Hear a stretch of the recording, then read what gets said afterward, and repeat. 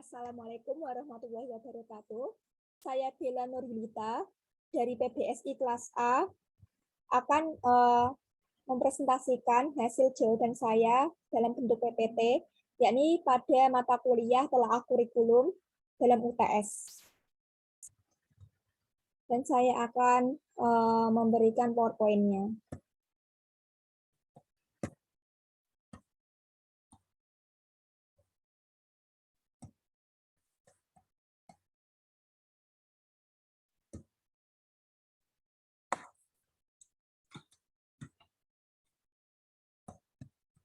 Yakni ujian tengah semester telaah kurikulum yang disusun oleh saya sendiri, Bella Nurhilita, NIM 2020-34006 dari Prodi PBSI kelas A.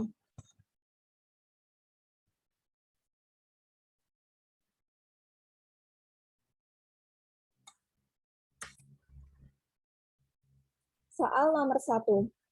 Ada beberapa sumber prinsip pengembangan kurikulum.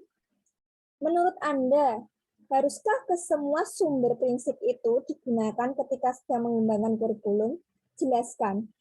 Jawaban nomor 1. Ada 4 sumber prinsip pengembangan kurikulum, yaitu data empiris, yaitu merujuk pada pengalaman yang terdokumentasi dan terbukti efektif. Yang kedua ada data eksperimen atau eksperimen data, yaitu menunjukkan pada temuan-temuan hasil penelitian. Data hasil temuan penelitian merupakan data yang dipandang valid dan reliable, sehingga tingkat kebenarannya lebih meyakinkan untuk dijadikan dalam pengembangan kurikulum. Yang ketiga ada cerita atau legenda yang hidup di masyarakat. Di samping itu, banyak data-data lain yang diperoleh bukan dari hasil penelitian yang digunakan. Juga terbukti memecahkan masalah-masalah kehidupan yang kompleks. Di antaranya yaitu adat istiadat yang hidup di masyarakat. Yang keempat, akal sehat. Selain dari data itu, data yang diperoleh dari penelitian sendiri digunakan setelah melalui proses pertimbangan dan penelitian sendiri digunakan setelah melalui proses pertimbangan dan penelitian akal sehat terlebih dahulu. Lanjut. Untuk soal yang nomor 2, yakni tentang jelaskan apa yang dimaksud dengan pendekatan yang berpusat pada dosen dan pendekatan yang berpusat pada mahasiswa. Yakni jawabannya teacher-centered approach, yaitu di mana seluruh proses pembelajaran difokuskan kepada sang guru atau dosen, di mana konsentrasi murid atau mahasiswa fokus kepada guru. Mereka hanya melakukan seperti halnya mendengar, mencatat materi yang telah diterangkan oleh guru atau dosen. Sedangkan student-centered approach yaitu proses pembelajaran yang berpusat pada mahasiswa atau siswa.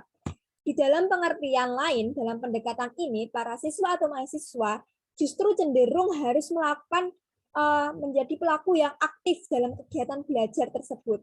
Untuk itu, keaktifan siswa atau mahasiswa sangatlah penting dalam peranan belajar tersebut.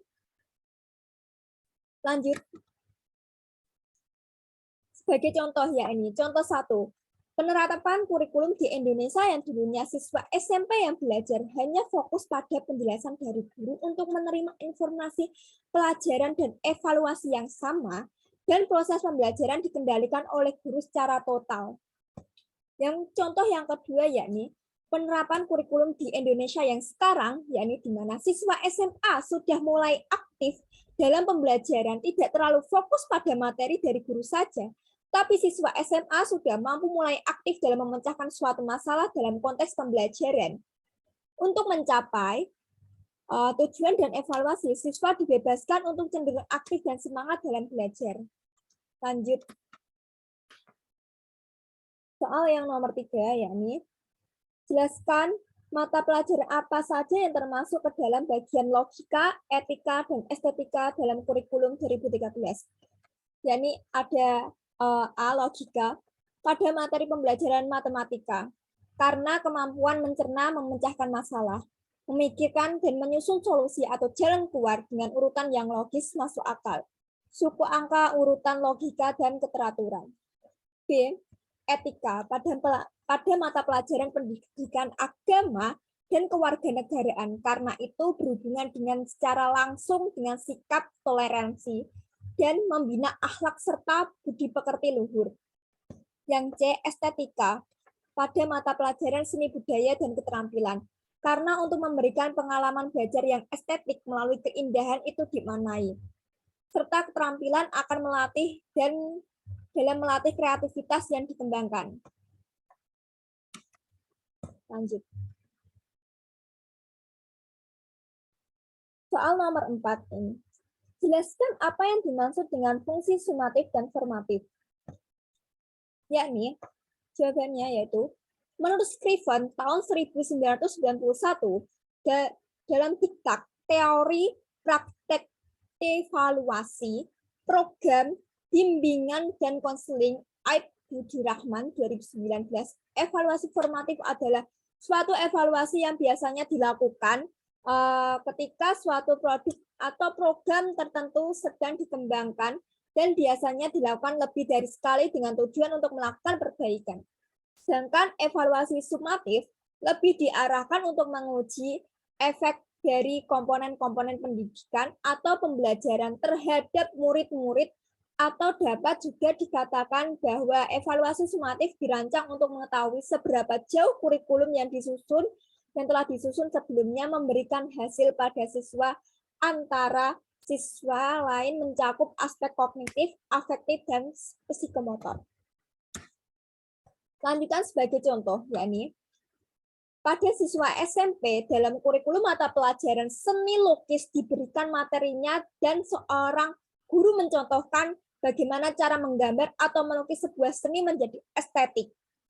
Di mana nantinya siswa SMP mulai untuk diuji coba membuat sebuah gambaran atau lukisan dari hasil imajinasinya untuk mengetahui tingkat kemampuan siswa akan karyanya tersebut.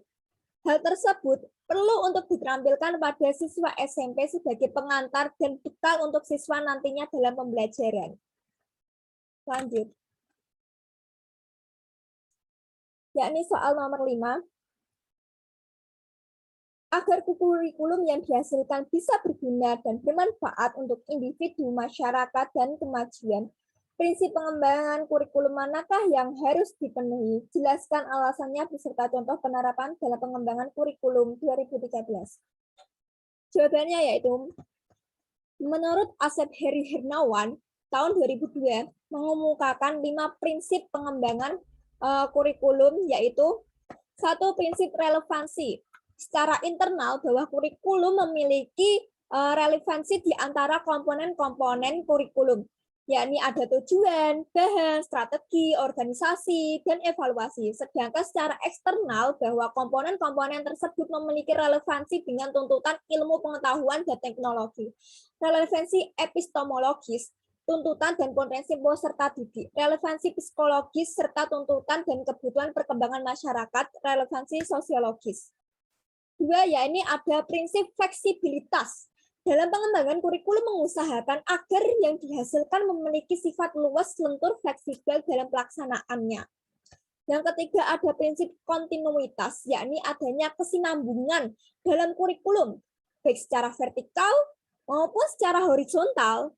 Pengalaman-pengalaman belajar yang disediakan kurikulum harus memperhatikan kesinambungan, baik yang di dalam tingkat kelas, antar jenjang pendidikan, maupun antar jenjang pendidikan dengan jenis pekerjaan. Lanjut. Yang keempat ada prinsip efisiensi, yakni mengusahakan agar dalam pengembangan kurikulum dapat mendayagunakan waktu, biaya, dan sumber-sumber lain yang ada secara optimal, cermat, dan tepat sehingga hasilnya memadai. Yang kelima ada prinsip efektivitas, yakni mengusahakan agar kegiatan perkembangan kurikulum mencapai tujuan tanpa kegiatan yang mubazir, baik secara kualitas maupun kuantitas. Jadi, menurut saya, dari beberapa prinsip tersebut yang sesuai untuk pengembangan kurikulum yaitu prinsip relevansi. Karena apa? Prinsip relevansi sudah memenuhi pengembangan kurikulum. Terdapat internal dan eksternal bahwa kurikulum tersebut di antara komponen-komponen kurikulum ada tujuan, bahan, strategi, organisasi, dan evaluasi. ilmu pengetahuan dan teknologi yang mendukung, dan semua itu sangat diperlukan dalam penerapan kurikulum di Indonesia.